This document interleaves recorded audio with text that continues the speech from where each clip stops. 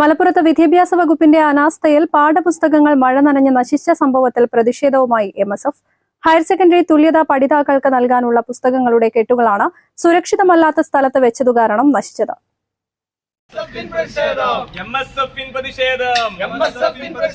പുസ്തകം അങ്ങനെ കെട്ടിക്കൂട്ടി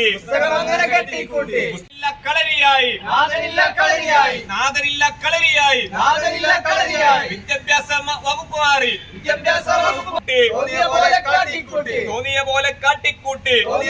കാട്ടിക്കൂട്ടി മഴ നനഞ്ഞ് നശിച്ചില്ലേ.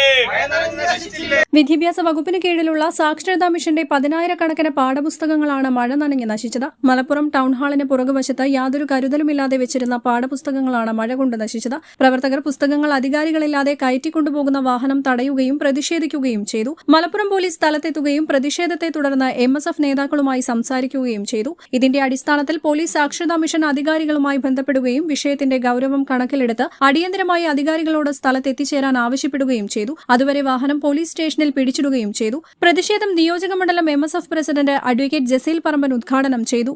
General secretary Ashiq, treasurer Irshad, Tabsheer, CK Aflah, Mubasheer തുടങ്ങിയവർ നേതൃത്വം നൽകി. News bureau, Malappuram.